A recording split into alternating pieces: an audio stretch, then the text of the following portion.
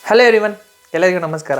ನಮ್ಮ ಇಂಡಿಯಾದಲ್ಲಿ ಎಲ್ಲರಿಗೂ ಗಾಡಿ ಅಂದರೆ ಇಷ್ಟ, ಗಾಡಿ ಓಡಿಸೋದಂದರೆ ಇಷ್ಟ. ಏನಕ್ಕಪ್ಪ ಅಂದರೆ ಇದರಲ್ಲಿ ಎನರ್ಜಿ ಸೇವ್ ಆಗುತ್ತೆ ಮತ್ತು ಟೈಮು ಸೇವ್ ಆಗುತ್ತೆ. ಸೊ ಅದಕ್ಕೋಸ್ಕರ ಎಲ್ಲರಿಗೂ ಗಾಡಿ ಬೇಕು ಅಂತ ಇಷ್ಟಪಡ್ತಾರೆ. ಬಟ್ ಇನ್ನೊಂದು ಏನಪ್ಪ ಅಂದರೆ ಸ್ವಲ್ಪ ಸೆಟ್ ಆಫ್ ಪೀಪಲ್ ಇರ್ತಾರೆ. ಯಾರಪ್ಪ ಅಂತ ಹೇಳಿದ್ರೆ ಈ ಬೈಕ್ ಲವರ್ಸ್ ಅಂತಾರಲ್ಲ, ಸೊ ಅವರು ಬೈಕ್ ಏನಕ್ಕೆ ಯೂಸ್ ಮಾಡ್ತೀರಾ ಅಂತ ಕೇಳಿದ್ರೆ ಅವ್ರು ಹೇಳ್ತಾರೆ ಇಟ್ಸ್ ಮೈ ಪ್ಯಾಷನ್ ಅಂತ ಹೇಳ್ತಾರೆ. ಸೊ ಇದೇ ಥರ ಈ ಬೈಕ್ ಪ್ಯಾಷನಾಗಿ ಇಟ್ಕೊಂಡಿದ್ದಾರಲ್ಲ, ಸೊ ಅವ್ರ ಹತ್ರ ಹೋಗ್ಬಿಟ್ಟು ನೀವು ಆ್ಯಕ್ಚುಲಿ ಇನ್ನೊಂದು ಇಂಗ್ಲೀಷಲ್ಲಿ ಕೊಟ್ಟಿರುತ್ತೆ. ಏನಪ್ಪ ಅಂತ ಹೇಳಿದ್ರೆ ಮೆನ್ ಲವ್ಸ್ ವುಮೆನ್, ಓಕೆನಾ. ಸೊ ಈ ಬೈಕ್ ಲವ್ಸ್ ಅಂತ ಕೇಳಿದ್ರೆ men loves bikes more than women, ಓಕೆನಾ. ಇದನ್ನು ಏನಕ್ಕಪ್ಪ ಅಂತ ಹೇಳಿದ್ರೆ ಇವಾಗ ನಾವು ನೋಡೋ ಕಥೆನೂ ಒಂದು ಬೈಕ್ ಬಗ್ಗೆನೇ, royal Enfield bullet. Okay, so ಈ ರಾಯಲ್ ಎನ್ಫೀಲ್ಡ್ ಬುಲೆಟ್ ಅನ್ನೋ ನೇಮ್ ಹೆಂಗೆ ಬಂತು? ಸೊ ಇದು ಫಸ್ಟು ಇವಾಗ ಇಂಡಿಯಾದಲ್ಲಿ ನಮ್ಮ ಚೆನ್ನೈಯಲ್ಲಿ ಮ್ಯಾನುಫ್ಯಾಕ್ಚರ್ ಆಗುತ್ತೆ. ಇದಕ್ಕೂ ಮುಂಚೆ ಏನು ಬೇರೆ ನಮ್ಮ ಬ್ರಿಟಿಷರ್ಸ್ ಇದ್ರಲ್ಲ, ಸೊ ಅವ್ರ ಅಂಡರಲ್ಲಿತ್ತು, ಅವ್ರ ಊರಲ್ಲಿತ್ತು. ಸೊ ಅವ್ರ ಇರೋದ್ರಿಂದ ನಮಗೆ ನಮ್ಮೂರಿಗೆ ಹೆಂಗೆ ಬಂತು? ಮತ್ತು ಎಲ್ಲರಿಗೂ ಒಂದು ಡ್ರೀಮ್ ಬೈಕ್ ಅಂತ ಇರ್ತದೆ.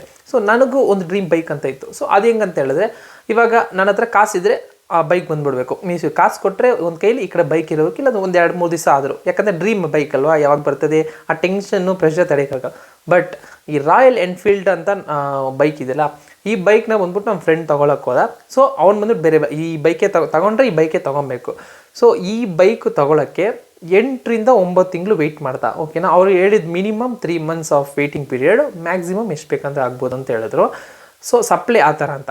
ಸೊ ಏನಕ್ಕೆ ಇಷ್ಟು ಡಿಮ್ಯಾಂಡು ಮತ್ತು ಏನಕ್ಕೆ ಇಷ್ಟು ಟೈಮ್ ಪೀರಿಯಡ್ ಇದನ್ನು ಇದು ಮಾಡೋಕ್ಕಂತ ನಾನು ಸರ್ಚ್ ಮಾಡೋಕ್ಕೆ ಕೊಟ್ಟೆ. ಸೊ ಅವಾಗ ಸರ್ಚ್ ಮಾಡುವಾಗ ಸಿಕ್ಕಿದೆ ಈ ಎಲ್ಲ ಡೀಟೇಲ್ಸ್, ಓಕೆನಾ. ಅದ್ರ ಜೊತೆ ಇವಾಗ ಬಂದ್ಬಿಟ್ಟು ನಮ್ಮ ಪ್ರೈಡ್ ಇಂಡಿಯಾ ಅಂತೀವಿ ಇದನ್ನು. ಸೊ ಏನಕ್ಕಪ್ಪ ಈ ಪ್ರೈಡ್ ಇಂಡಿಯಾ ಅನ್ನೋದನ್ನು ಈ ವಿಡಿಯೋದಲ್ಲಿ ನೋಡೋಣ. ಸೊ ಅದಕ್ಕೂ ಮುಂಚೆ ನನ್ನ ಯೂಟ್ಯೂಬ್ ಚಾನಲ್ಗೆ ಸಬ್ಸ್ಕ್ರೈಬ್ ಮಾಡಿದ್ರೆ ಸಬ್ಸ್ಕ್ರೈಬ್ ಮಾಡಿ, ಮತ್ತು ಬುಲೆಟ್ ಲವರ್ಸ್ ಯಾರು ಇದ್ದಾರೋ ಅವ್ರಿಗೂ ಶೇರ್ ಮಾಡಿಬಿಡಿ. ಬನ್ನಿ ವಿಡಿಯೋಲಿಕ್ಕೆ ಹೋಗಿ.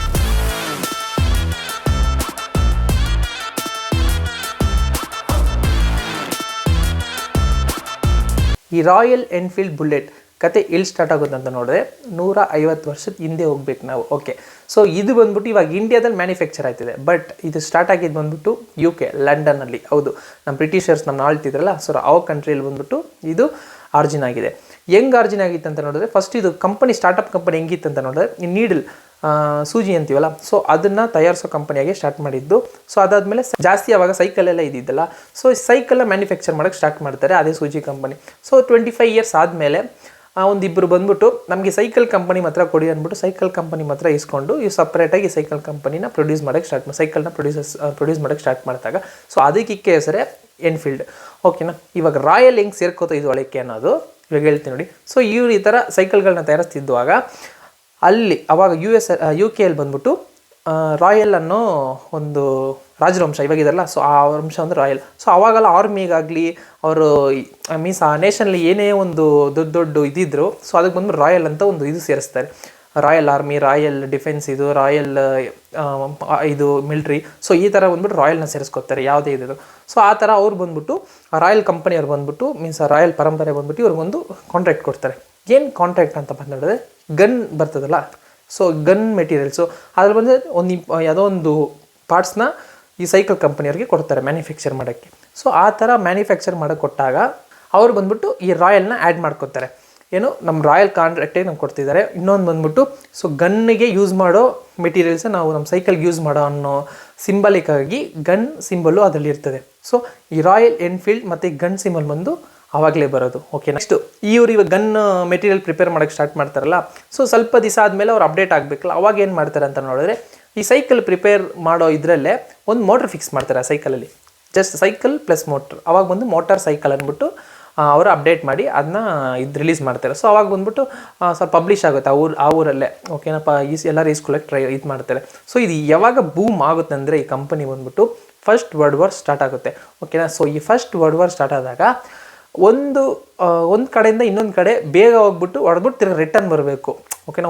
ಫಸ್ಟ್ ವರ್ಲ್ಡ್ ವಾರಲ್ಲಿ ಇವಾಗ ಬ್ರಿಟಿಷ್ಗೂ ಜರ್ಮನಿಗೂ ಇದ್ದಾಗ, ಸೊ ಇವಾಗ ಬಂದ್ಬಿಟ್ಟು ಇದು ವರ್ಲ್ಡ್ ವಾರ್ ಸ್ಟಾರ್ಟ್ ಆಗಿತ್ತಲ್ಲ, ಸೊ ಅವಾಗ ಬಂದ್ಬಿಟ್ಟು ಒಂದು ಟ್ರಾನ್ಸ್ಪೋರ್ಟೇಷನ್ ಬೇಕು. ಆವಾಗ ಈ ಕಂಪನಿ ರಾಯಲ್ ಎನ್ಫೀಲ್ಡ್ ಕಂಪನಿ ಏನು ಮಾಡಿದ್ರು, ನಾವು ಬಂದ್ಬಿಟ್ಟು ನಿಮಗೆ ಈ ಬೈಕ್ಗಳನ್ನ ಸಪ್ಲೈ ಮಾಡ್ತೀವಿ. ಸೊ ವರ್ಲ್ಡ್ ವಾರ್ ಬಂದಾಗ ಇನ್ನೊಂದು ಸ್ವಲ್ಪ ಅವರು ಇದಾಗ್ಬಿಟ್ಟಿದ್ರು, ಅಪ್ಡೇಟ್ ಆಗಿಬಿಟ್ಟಿದ್ರು. ಸೊ ಬೈಕ್ ಥರ ಬರೋ ಒಂದು ಸ್ವಲ್ಪ ದೊಡ್ಡ ಕಬ್ಬಿಣದೆಲ್ಲ ಹಾಕ್ಬಿಟ್ಟು ಇದನ್ನ ಪ್ರಿಪೇರ್ ಮಾಡೋದು ಆರ್ಮಿಗೋಸ್ಕರನೇ. ಸೊ ಅವಾಗೆಲ್ಲ ಅವ್ರು ಸಪ್ಲೈ ಮಾಡಿದಾಗ ಅದು ಬಂದ್ಬಿಟ್ಟು ಎಷ್ಟೇ ವಾರು ಇದಾಗಲಿ ಕೊಚ್ಚೆ ಆಗಲಿ ಮತ್ತು ಹೆಂಗೆ ಹಂಪು ಗಿಂಪು ಆಗಲಿ ಯಾವುದೇ ಇದಿದ್ರು ಸೊ ಅದು ಹೋಗ್ಬಿಟ್ಟು ಬಂದ್ಬಿಡ್ತಿತ್ತಂತೆ, ಏನು ಡಿಫೆಕ್ಟ್ ಎಲ್ಲ ಆಯ್ತಿದ್ದಿಲ್ಲಂತೆ. ಸೊ ಇದನ್ನ ನೋಡ್ಬಿಟ್ಟು ರಷ್ಯಾ ಅವ್ರು ಏನು ಮಾಡ್ತಿದ್ರು, ಅವ್ರಿಗೆ ಮಾತ್ರ ಕೊಡ್ತೀರಾ. ಸೊ ಜರ್ಮನಿಗೆ ಆಪೋಸಿಟ್ ಯಾರು ಇದ್ರು ಅವರೆಲ್ಲ ಬಂದ್ಬಿಟ್ಟು ನಮಗೂ ಕೊಡಿ ಅಂದಾಗ ಸೊ ಇದು ಬಂದ್ಬಿಟ್ಟು ದೊಡ್ಡ ಇದಾಗಿ ಬೂಮ್ ಆಗುತ್ತೆ.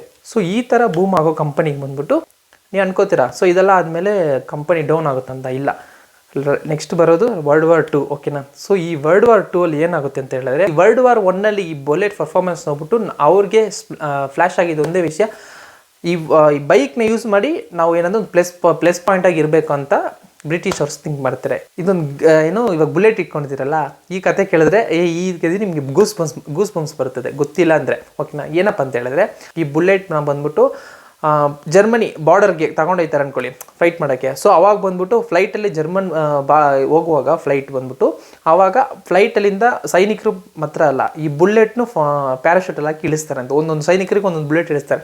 ಸೊ ಅದ್ರಲ್ಲಿ ಹೋಗ್ಬಿಟ್ಟು ಹೋಗ್ಬಿಟ್ಟು ಅದನ್ನೆಲ್ಲ ಫುಲ್ಲು ಅಲ್ಲಿರೋ ಆಪೋಸಿಟ್ ಎಲ್ಲ ಹೊಡೆದ್ಬಿಟ್ಟು ನಮ್ಮವ್ರು ಯಾರಂದ್ರೆ ಇದ್ರೆ ಅಲ್ಲಿಂದ ಅವ್ರನ್ನ ಎತ್ತಾಕೊಂಡು ಬರೋಕ್ಕೆ ಈ ಬುಲೆಟ್ ಯೂಸ್ ಮಾಡ್ತಿದ್ರು. ಅಷ್ಟು ನಂಬಿಕೆ ಆ ಬುಲೆಟ್ ಮೇಲೆ ಇಕ್ಕಿರ್ತಾರೆ. ಸೊ ಅವಾಗ ಬಂದ್ಬಿಟ್ಟು ಅವಾಗಲೂ ಅದು ತುಂಬ ಸ್ಟ್ರಾಂಗ್ ಆಗಿ ಇತ್ತು. ಓಕೆನಾ. ಸೊ ಅದಕ್ಕೆ ಇವಾಗ ಬುಲೆಟ್ ಗತ್ತು ಅಂತಾರಲ್ಲ, ಅದಕ್ಕೆ ಈ ಬುಲೆಟ್ ಬಂದ್ಬಿಟ್ಟು ಇಂಡಿಯಾಗೆ ಇದು ಆಗುತ್ತೆ. ಹೆಂಗಪ್ಪ ಅಂದರೆ ಇದೇ ಬ್ರಿಟಿಷರಿಂದ ನಾವು ಅವಾಗ ಆಳ್ತಿದ್ರಲ್ಲ, ಬ್ರಿಟಿಷರು ನಮ್ಮನ್ನ ರೂಲ್ ಮಾಡ್ತಿದ್ರ. ಸೊ ಅವಾಗ ಬಂದ್ಬಿಟ್ಟು ನಮ್ಮನ್ನೆಲ್ಲ ಇನ್ಸ್ಪೆಕ್ಷನ್ ಮಾಡೋಕ್ಕೆ ಮತ್ತು ಅಲ್ಲಲ್ಲಿ ಎಲ್ಲೆಲ್ಲಂದ್ರೆ ಒಂದು ಕಡೆಯಿಂದ ಇನ್ನೊಂದು ಕಡೆಗೆ ಹೋಗೋಕ್ಕೆ ಬೇಗ ಒಬ್ಬ ಪರ್ಸನ್ ಹೋಗ್ಬಿಟ್ಟು ಬರೋಕ್ಕೆ. ಸೊ ಅವಾಗ ಬಂದ್ಬಿಟ್ಟು ಈ ಬ್ರಿಟಿಷರ್ಸ್ ಬಂದರು ಇದನ್ನು ಯೂಸ್ ಮಾಡ್ತಿದ್ರು. ಹೆಂಗಪ್ಪ ಅಂತ ಹೇಳಿದ್ರೆ ಇದು ಬಂದ್ಬಿಟ್ಟು ರಾಯಲ್ ಅಲ್ವಾ. ಸೊ ಬ್ರಿಟಿಷರ್ಸು ಇಂಪೋರ್ಟ್ ಅವ್ರಿಗೆ ಮಾಡಿಸ್ಕೊಂಡ್ರು, ಯಾಕಂದರೆ ಡೈರೆಕ್ಟಾಗಿ ಅವ್ರು ಇದರಿಂದ ಇದು ಮಾಡಿಸ್ಕೊಂಡು. ಸೊ ಇದಾದಮೇಲೆ ಸೆಕೆಂಡ್ ವರ್ಲ್ಡ್ ವಾರ್ ಆಗುತ್ತೆ, ಮುಗೀತದೆ. ಅದ್ರಲ್ಲಿ ಬಂದ್ಬಿಟ್ಟು ಎಲ್ಲ ಬ್ರಿಟಿಷರ್ಸ್ ಎಲ್ಲ ಇವ್ರಿಗೂ ಇದು ಕೊಡ್ತಾರೆ, ಫ್ರೀಡಮ್ ಕೊಡ್ತಾರೆ. ಅದೇ ಥರ ನಮ್ಮ ಇಂಡಿಯಾಗೂ ಫ್ರೀಡಮ್ ಬರ್ತಿದೆ. ಸೊ ಫ್ರೀಡಮ್ ಬಂದಾಗ ಇವ್ರು ಇಲ್ಲಿರೋ ಬುಲೆಟ್ನ ಬಂದ್ಬಿಟ್ಟು ರಿಟರ್ನ್ ಅಲ್ಲಿಗೆ ತೊಗೊಂಡೋಗ್ಬಿಡ್ತಾರೆ. ಓಕೆನಾ. ಇಲ್ಲಿರೋ ಬುಲೆಟ್ ಎಲ್ಲ ಅಲ್ಲಿಗೆ ತೊಗೊಂಡೋಗ್ಬಿಡ್ತಾರೆ. ಸೊ ಅವ್ರು ತೊಗೊಂಡೋದ್ರಲ್ಲ, ನೆಕ್ಸ್ಟ್ ಬಂದ್ಬಿಟ್ಟು ಇಂಡಿಯಾದಲ್ಲೇ ಸ್ಟಾರ್ಟ್ ಮಾಡ್ತಾರೆ. ರಾಯಲ್ ಎನ್ಫೀಲ್ಡ್ ಅನ್ನೋರು ಬಂದ್ಬಿಟ್ಟು ಇಂಡಿಯಾದಲ್ಲೇ ಒಂದು ಕಂಪನಿ ಸ್ಟಾರ್ಟ್ ಮಾಡ್ತಾರೆ ಬುಲೆಟ್ ಮಾರೋಕ್ಕೆ. ಸೊ ಈ ಬುಲೆಟ್ ಇದು ಮಾಡಾಗ ಸೇಲೆ ಅಂತೂ ಆಗಲ್ಲ. ಸೊ ಬರೀ ಶೋರೂಮ್ ಥರ ಇಕ್ಕೋದು, ಮೀನ್ಸ್ ಮ್ಯಾನುಫ್ಯಾಕ್ಚರ್ ಎಲ್ಲ ಬರೀ ಡೀಲರ್ಸ್ ಥರ ಇದು ಬುಲೆಟ್ನ ಮಾತ್ರ ಮಾರ್ತಿದ್ರು. ಆವಾಗ ಒಂದು ವರ್ಷಕ್ಕೊಂದು 10, 15, 20 ಆ ಥರ ಸೇಲ್ ಆಯ್ತಿತ್ತು ಅಷ್ಟೇ.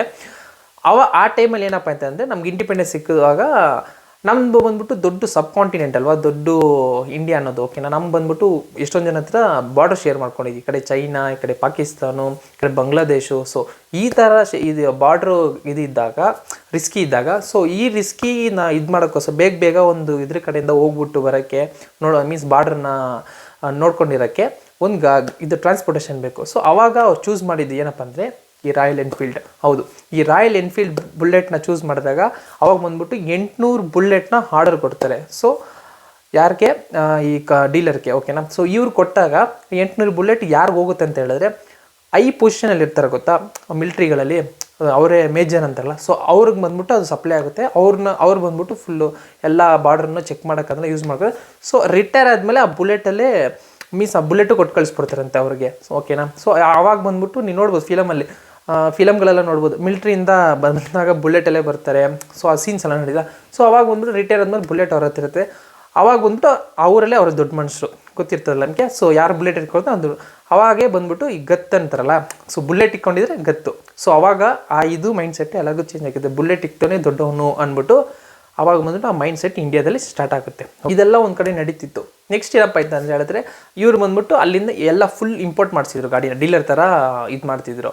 ನೆಕ್ಸ್ಟ್ ಬಂದ್ಬಿಟ್ಟು ಸ್ವಲ್ಪ ದಿನ ಆದಮೇಲೆ ಸ್ವಲ್ಪ ರಾ ಮೆಟೀರಿಯಲ್ಸ್ ಎಲ್ಲ ತಂದು ಇಲ್ಲೇ ಮ್ಯಾನುಫ್ಯಾಕ್ಚರ್ ಮಾಡೋಕ್ಕೆ ಸ್ಟಾರ್ಟ್ ಮಾಡಿದ್ರು, ಮೀನ್ಸ್ ಅಸೆಂಬ್ಲಿ ಮಾಡೋಕ್ಕೆ ಸ್ಟಾರ್ಟ್ ಮಾಡಿದ್ರು. ನೆಕ್ಸ್ಟ್ ಇಲ್ಲೇ ಪ್ರೊಡ್ಯೂಸ್ ಮಾಡೋಕ್ಕೂ ಸ್ಟಾರ್ಟ್ ಮಾಡಿದ್ರು. ಓಕೆನಾ.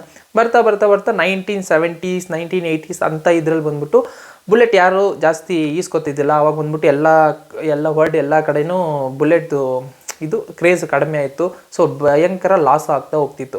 ಸೊ ಅವಾಗ ಫುಲ್ ಆ ಥರ ಆಯ್ತಿದ್ದಾಗ, ಆ ಕಡೆ ಲಾಸ್ ಆಯ್ತು ಅಂತ ಗೊತ್ತಾದಾಗ ಏನು ಮಾಡ್ತಿರ್ತಾರೆ ಅಂತ ಹೇಳಿದ್ರೆ, ಮೀನ್ಸ್ ಮುಚ್ಚಲೇಬೇಕು ಆ ಕಂಪನಿ ಅಂದಾಗ ಅವಾಗ ಬಂದ್ಬಿಟ್ಟು ನಮ್ಮ ಇಂಡಿಯಾದಲ್ಲೇ ಈಚರ್ ಮೋಟರ್ಸ್, ಇದಕ್ಕೂ ಮುಂಚೆ ಫುಲ್ ಬ್ರಿಟಿಷ್, ಇಲ್ಲಿ ಗಂಟ ನಾನು ಹೇಳಿದ್ನಲ್ಲ ಅಲ್ಲಿ ಗಂಟ ಫುಲ್ ಬ್ರಿಟಿಷ್ ಕಂಟ್ರೋಲಲ್ಲೇ ಇದ್ದಿದ್ದು, ಮೀನ್ಸ್ UK ಲಂಡನ್ನೇ ಇದ್ದಿದ್ದು.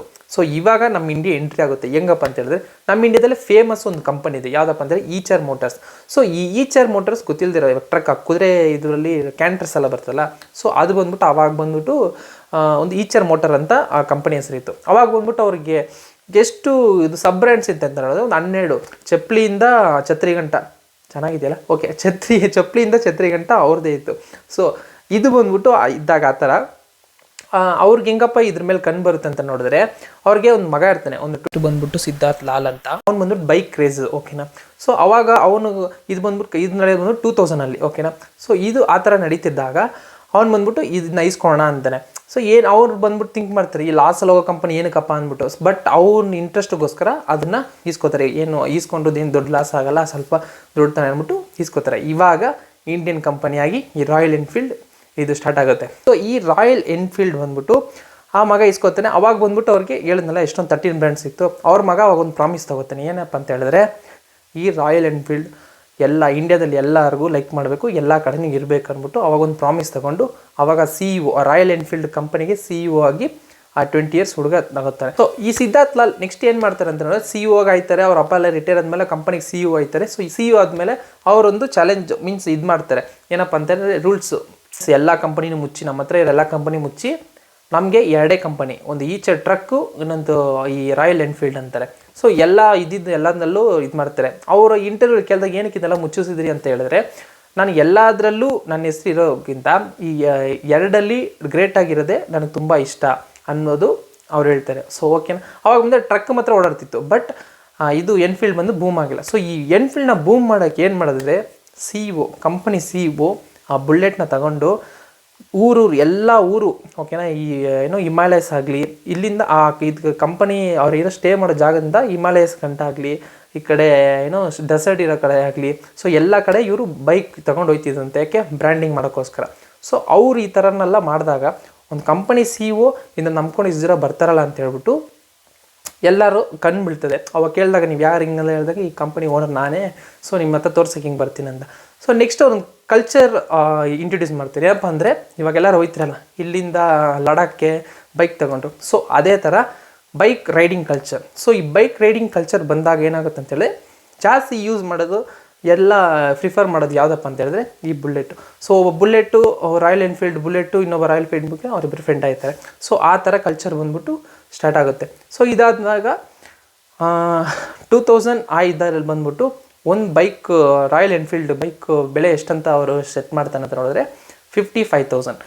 ಅವಾಗ ಬಂದ್ಬಿಟ್ಟು ಆ 55,000 ಕೊಟ್ಟು ಈ ಬೈಕ್ ಈಸ್ಕೊಳ್ಳೋ ಬದಲು ಈ 55,000 ಆ ಈಚರ್ ಮೋಟರಲ್ಲಿ ಏನೋ ಶೇರ್ ತಗೊಂಡಿದ್ದರೆ ಇವಾಗ ಅವನ ವ್ಯಾಲ್ಯೂ ಎಷ್ಟಂದರೆ 6 crore. ಯಾಕಂದರೆ ಈ ರಾಯಲ್ ಎನ್ಫೀಲ್ಡು ಇದು ಬಂದ್ಬಿಟ್ಟು ಗ್ರೋತ್ ಬಂದ್ಬಿಟ್ಟು ಅಲ್ಲಿಗೆ ಹೊಂಟೋಯ್ತು. ಅವಾಗ ಬಂದ್ಬಿಟ್ಟು ಗೊತ್ತಾಯ್ತದೆ.